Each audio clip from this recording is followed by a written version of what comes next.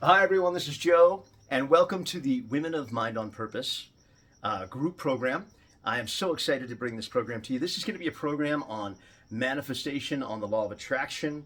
And really, we're going to go through over the course of a couple of months together how to manifest, how to manage our state, how to manifest, and how to attract something into our lives that maybe you've wanted to attract for a long, long time. Maybe you're not even quite sure yet what it is that you're going to want to manifest in this, and we'll have some exercises for that. You know, I call my business The Mind on Purpose, and I have people that'll come to me and say, I don't know what my purpose is. I'd like to find that out. I'd kind of like to find out what my purpose in life is. And I always say one of the things that we do first is we get on purpose. We have practices. So we're going to talk about practices. We're going to talk about how to manage our state. We're going to talk about a lot of these things, but I'm going to start you out with theory of mind. Now, theory of mind, I know, because I've worked with all of you before, you know how important I think theory of mind is. And many of you have asked me if I have a recording of my theory of mind, and I thought it'd be great first to kick off with the first video, an in-depth kind of theory of mind. And so that we are going into the manifestation law of attraction group and learning how to manage our state and learning how to be in the state of attracting things. But first, we're going to start off with how that subconscious mind and our conscious mind work together, our theory of mind that we always use, okay? Now, also, I want you to have it not just for the course, but I want you to have it forever so that you can use it, develop your own theory of mind that you're going to use either in your own group program or with your own clients one-on-one. Okay, so here we're going to do the classic kind of theory of mind.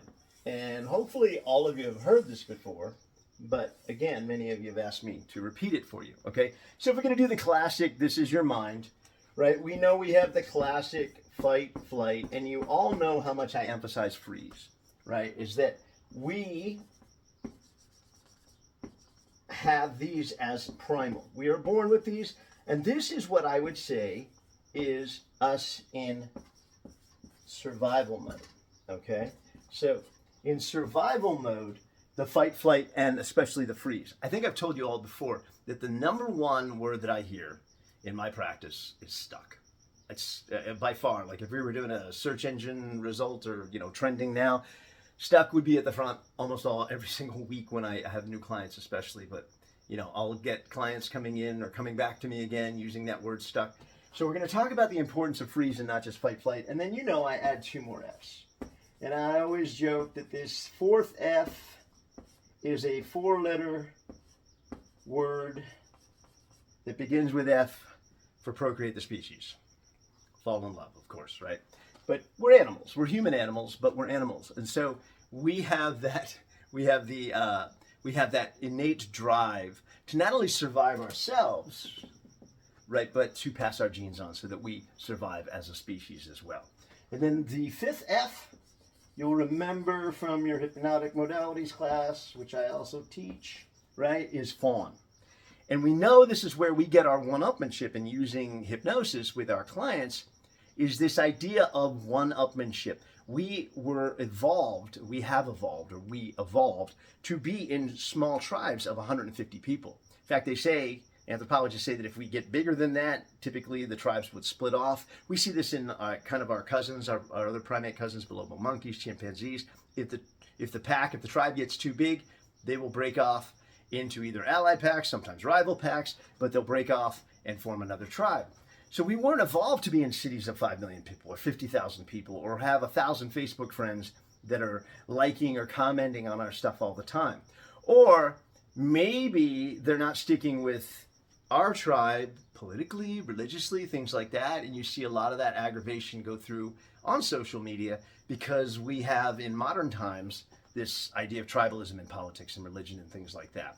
And typically, if you know how somebody votes on one thing, you probably know how they fall in line on all the other things from their tribe, maybe in politics or with a particular religion. Now, if they don't on that one particular issue, they're probably going to keep their mouth shut because they don't want to get, in modern times, we call it being canceled. Well, we know primally that idea of being ostracized from our tribe or being just literally kicked out of the tribe, ostracized, banished, they used to call it back in the day. Again, we call it canceled today. That meant pretty much certain death. So if you and I, for some reason, we had some kind of horrible transgression, we got kicked out of the tribe, we're not going to make it very long. on our own out there. There's enemy tribes, there's animals that are trying to eat us, things like that. Now, in modern times, this gets hacked so many different ways, and we're really going to talk about our neurosystem and how that also gets hacked by a lot of the modern software that goes into this ancient hardware. So the premise of this is that we basically have the same hardware as 10,000 years ago, even 200,000 years ago. Now, one of the things that we're going to talk about in this course that might be somewhat newer to you is that language itself is somewhat newer, right?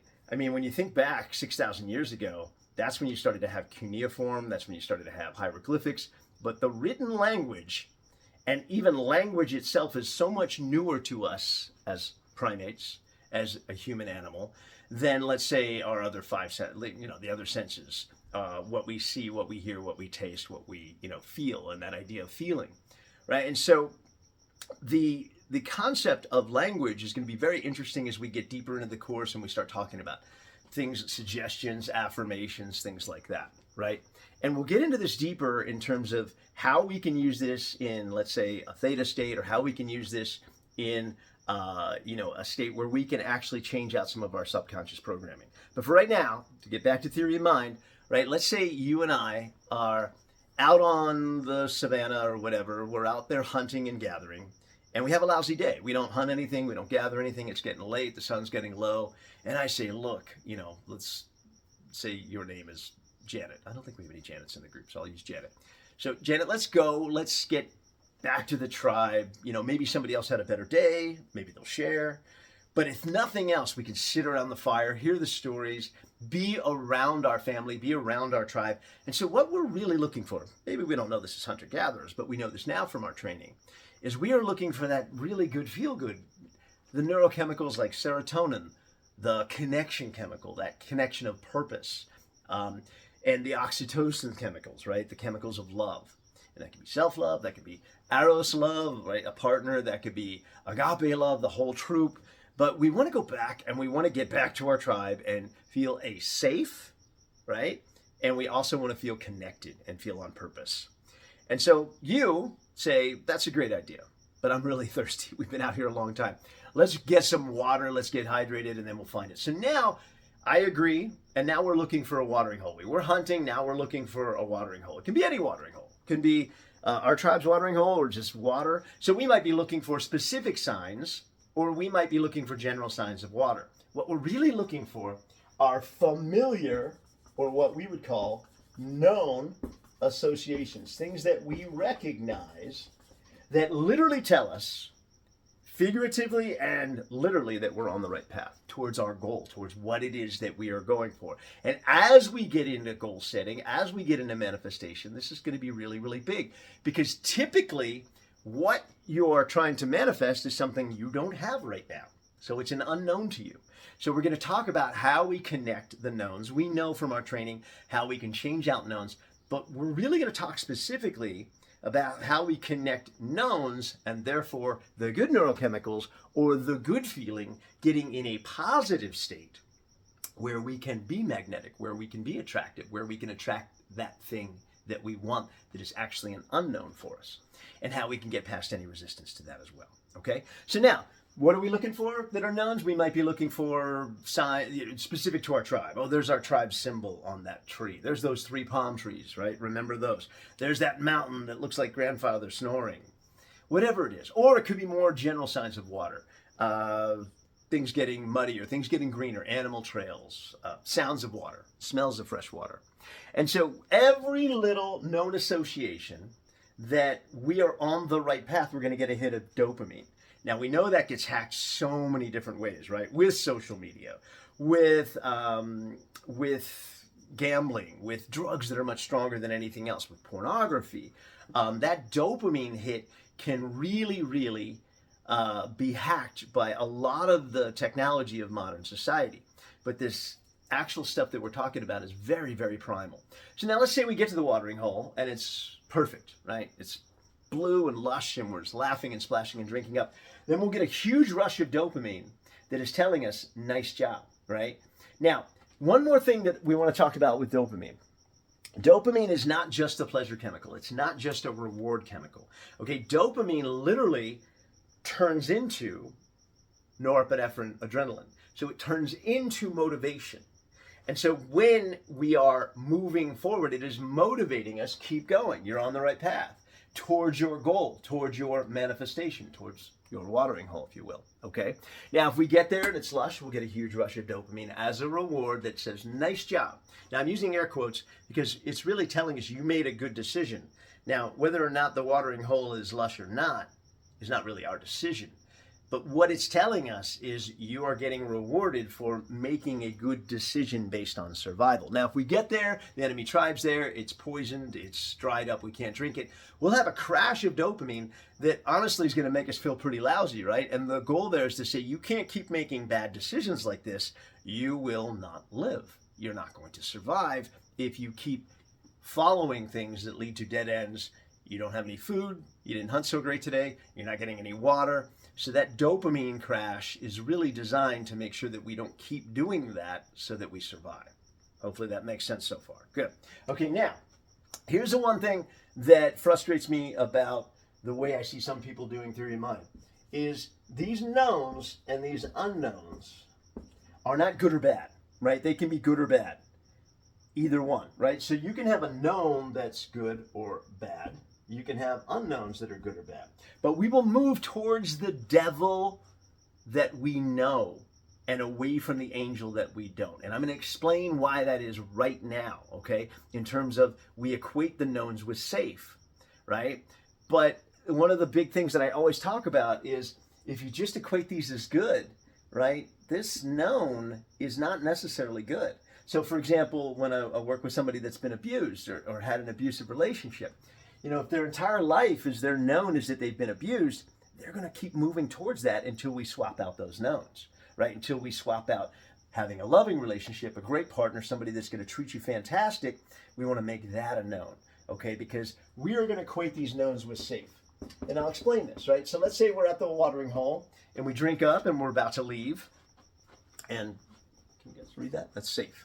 Now, let's say that we're about to leave, we're about to go back to the tribe, we've hydrated, we're high-fiving.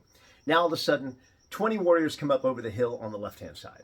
So out of fight, flight, freeze, we're going to freeze first, right? We're going to freeze and assess. With my athletes, I call it read and react. What we really want to do in our lives is be responsive, not reactive, but in survival mode, in primal state, we are in reaction mode, right? And so we're going to freeze. And we're assessing, do we know these 20 warriors? Are they in our tribe? Do we recognize them? Are they known? Therefore, are they safe? Now, I'm about to say, let's get the heck out of here. There's 20 of them. But you say, wait, I think I recognize one of them. Is that Fred? Fred, is that you? And Fred goes, Janet, is that you? And you say to me, hey, these are the guys next door. They're kind of jerks. In other words, they're not really good or bad, but I know them and they're not dangerous. They're safe. And Fred goes, hey, Janet, we got some extra buffalo here. We're really thirsty. We'll give you some buffalo if we can come down and use the watering hole. We're like, good trade. So Fred's tribe comes down, the known tribe, the safe tribe. They give us some buffalo. Nice, right? We give them some water. They leave. Now we're washing off the buffalo grease or whatever, and we're about to leave and go back to our tribe. And now 20 warriors come up over the hill on the right. Of course, we're going to freeze. We're trying to assess. We're looking at each other. And I'm like, I don't know these guys. And Janet, you say, I don't know these guys. And so now we've got to decide, are we going to stay and protect the watering hole, possibly have to fight them? Or are we going to get the heck out of there? Now, I convince us to get the heck out of there. Well, what happens is we're running back to the tribe now. And I stop about halfway and I say, you know what, Janet? I think we made a mistake. And you're like, what do you mean? Like, there's 20 of them, like, you know, I mean, I don't know, maybe we should have talked to them, maybe. But if we get back to the tribe and we tell the tribal elders that we lost the watering hole to another tribe, they're going to get mad. They're going to kick us out of the tribe. And if we get kicked out of the tribe, and I start to catastrophize, right? We see this in our clients. We see this in ourselves. So we start to, as we're going to talk about in the first session, we start to take the worst case scenario, the unsafe scenario, and we start to catastrophize at it. Why? Now, is that story that I'm even telling myself true? And this is where the questions that I always give you comes up, right?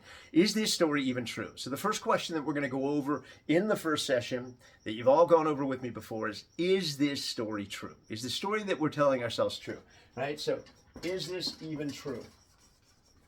Okay. Now, it's probably not even true, right? Maybe the tribal elders get a little mad at us, but they're likely not going to kick us out unless we catch them on a really off moment. Maybe they banish us for a night or something. But in general, we're catastrophizing. Why? Because in hunter-gatherer days, we know, right? If we get kicked out of the tribe, if the worst case happens, we're not going to survive. Now, aren't we also prejudicing that 20 strange warriors? They could be the best thing that ever happened to us. Maybe they have a wife for me, right? Maybe they have a husband or a mate there for you. Maybe they know where the whole herd of buffalo is. They tell us, we go back and tell the tribe, and we go hunt, and the whole tribe eats for an entire season, and we're the conquering heroes. But that's not how we're thinking in survival mode. Okay, and by the way, all this works great for survival because that's what it's designed for. That's what's helped us survive as a species, be the dominant species on the planet, et cetera, et cetera, et cetera. Okay, and so we're catastrophizing about that tribe because here's the thing, Fred's tribe coming down and giving us one little meal, that's good. But if this tribe comes down and, beats us so bad we can't, kills us, carries us off, whatever, or hurts us so bad that we can't hunt for another month or so, that's infinitely worse, right? A good day in hunter-gatherer times is maybe you procreated, maybe you ate, right? But you survived the day. And a bad day in hunter-gatherer times is you didn't eat, you didn't procreate, and maybe you didn't even survive the day. And that's infinitely worse. And so in survival mode, we are in default mode on threat. And that's the same thing in modern society. Default mode, we are in survival. Default mode, we are in threat mode, right? Now we know from 0 to 8 that we are constantly in this state of hypnosis, that we are constantly learning. This is why kids are so good with languages. This is why kids have their imaginary friends. They can be having a tea party with a bunch of their stuffed animals. And, it's real to them. It's really real to them. Now, we know that about 8, 9, we start to develop that critical mind. And I like to say that this is really appropriately named for many different reasons. If you look up the definitions of critical in the dictionary, right, then this critical is going to indicate it has to happen, right? I think I've used this little analogy with many of you individually. I have a cousin with Down syndrome. He is the sweetest. If you know anybody with Downs, just pure love, absolutely love. He's just absolutely one of my favorite people. But if I told him that the sky just turned purple in the middle of the day, he's going to run outside and look, right? And he's going to come back inside and say, no, it's not purple. Why? Why are you telling me that? It's, no, it isn't, Joe. Whereas if I tell that to you, you are running that, right? You're critiquing it based on your known experiences. You're critiquing it based on your knowns, based on your life script, based on how that went. So this acts as a filter, or we like to say as a bouncer that protects our subconscious mind. So what we're talking about here, and I believe this is 95%, right? This is our subconscious mind. This is also what we like to call our programming, right? And I will call it, as we go through the course, this is our identity. And you've heard me say it before, but this is going to be crucial as we go through this in terms of manifestation. We don't get what we want.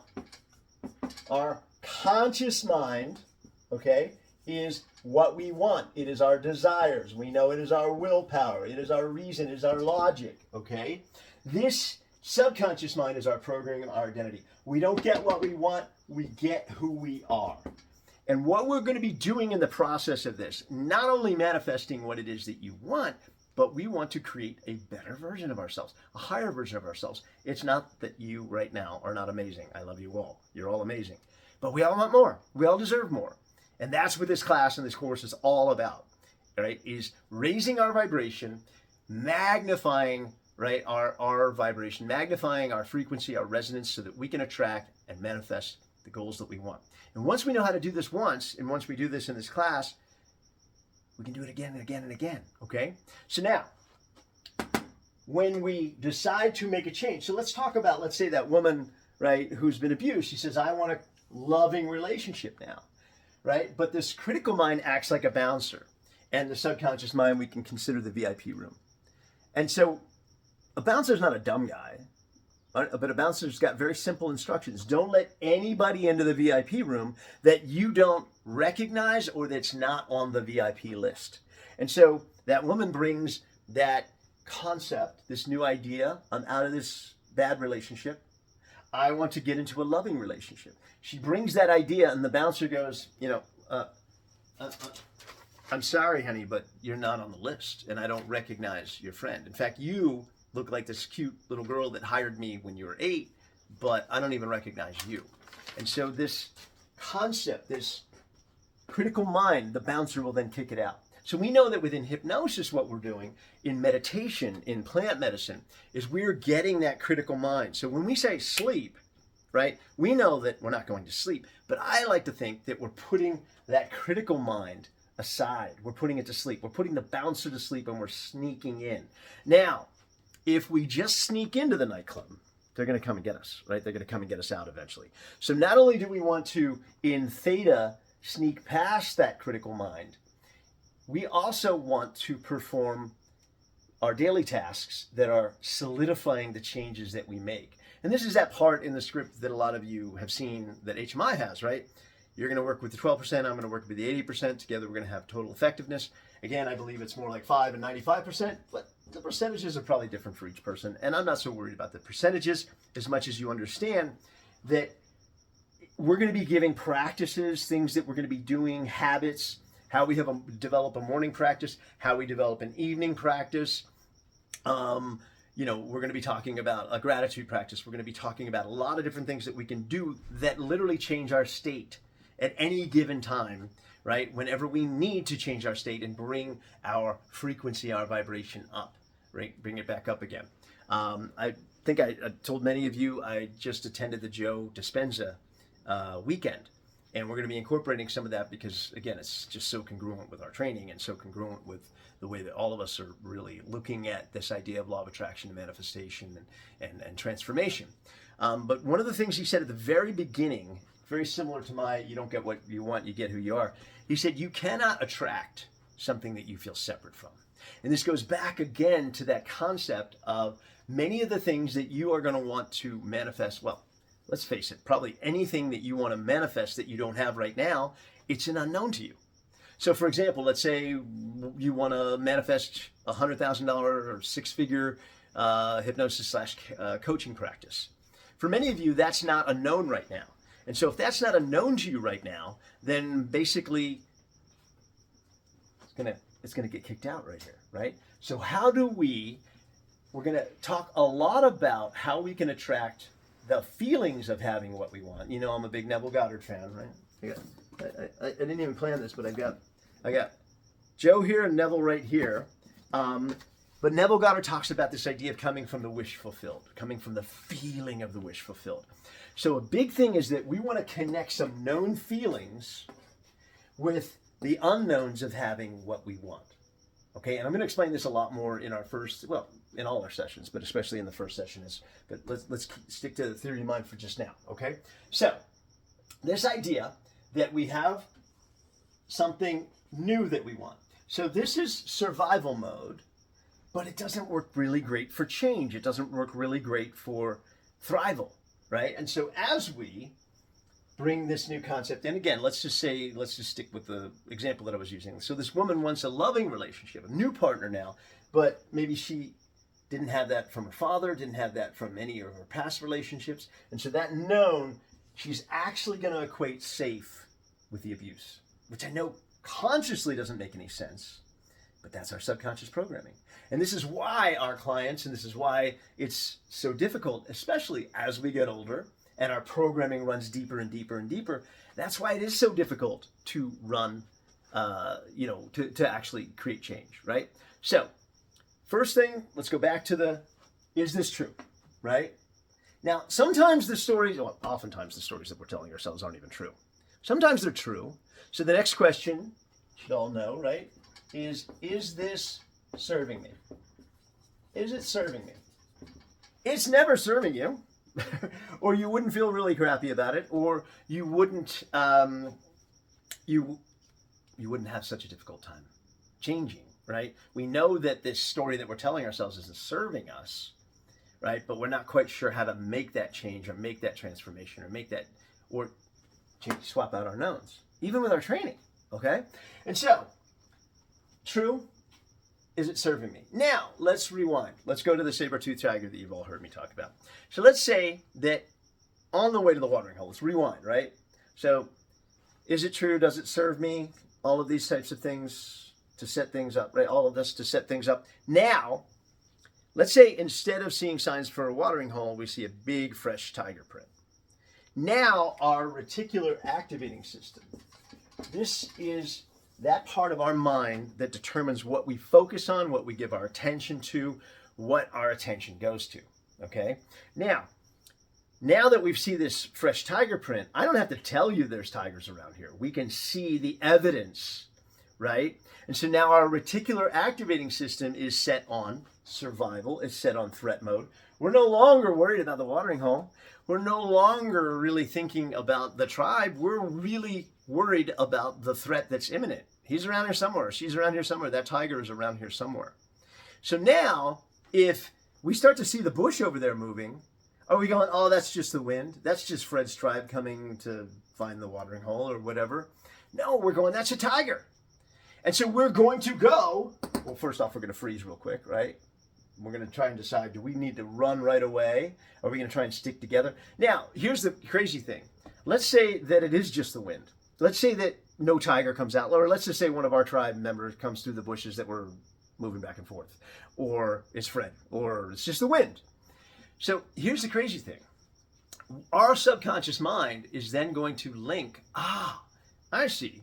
If I worry, if I stress, if I get all those stress chemicals, those survival chemicals, and then no threat comes out, I am literally manifesting safety, which we know is crazy, but this is how we know that phobias are created, right? We talk about this with fear of flying, is that you go to the airport all jacked up on coffee and, afraid that you're going to miss your flight. And then you get on there, you maybe had a sugary thing, your blood sugar's all out of whack, you had to get up early for your flight. So you're not in a great state to begin with. And then some turbulence hits and you start to really stress, but then subconsciously you land safely. And so your subconscious mind links that stress as actually a good thing towards manifesting safety. We know it's the exact opposite, right? Because here's what happens. Let's say the tiger does come out. We're going to freeze. We're trying to decide, are we going to run from it? Are we going to fight it? Right? Are we going to split up? And so we know, right, that when we start to get that, what's going to happen to our breathing? Is our breathing getting nice and relaxed, or is it getting very shallow and very up here, right? So our breathing's going to change. What's happening to our focus? Again, are we worried about the watering hole anymore? Right? Now, our focus is actually getting very tunnel vision. Our pupils are getting huge, which is wonderful if there is really a threat, because we want to see, is that tiger moving his shoulders? Is he crouching? Is he doing that little tiger thing? Is he running straight at us, right? Is he really paying attention to us as if we are going to be dinner? So that tunnel vision is serving us for survival.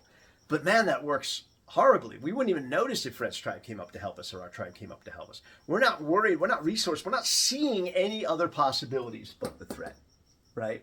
And so the third question is, what are all the other things, infinite other things? Joe Dispenza calls it the quantum, right? What are all the other things that could be true when we move away from the threat, when we're no longer focused on getting eaten, right? Because when we are seeing the tiger, our blood is moving to our limbs so that we can fight the tiger or we can run away from it, okay? It's not moving to our rest and digest. Are we worried about COVID or some virus or something like that with the tiger right in front of us? No, COVID's going to kill you slow. Tiger's going to eat you right now, right? Are we thinking about, creatively, is the blood flowing to our creative? Are we thinking about, painting a cave painting or writing a song about this tiger? No, right? We're just worried about surviving.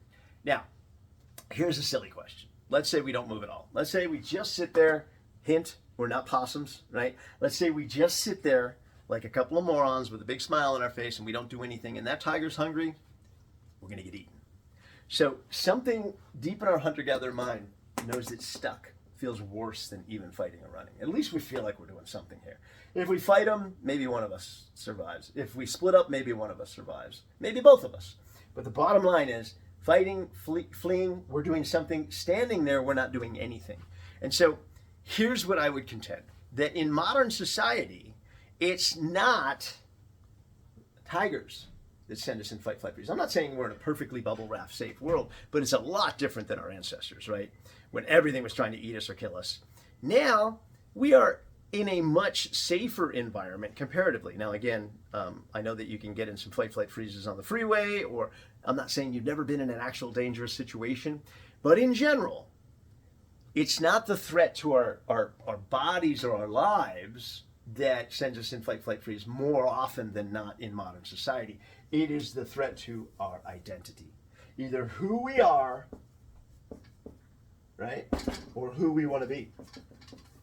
And so when we feel that threat, it sends us into fight, flight, freeze. And then we're not resourced.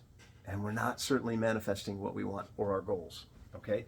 We are in a primal state, not in a thrival state, okay? And from this, if you have a very good, clear understanding of this, and I'm going to do Q&A on this when we meet on Thursday, but if you are in a very good place with the state that you are in, manifestation is going to come from a very positive, high vibration state. So how do we get in that high vibration state? We're going to start with session 1 and really discuss that, okay? And then from that point on, we are going to start our manifestation program on manifesting something that you truly want. All right? I can't wait. I can't wait till Thursday. I can't wait to see you all. And I'm really looking forward to bringing this program to you. Thanks a lot.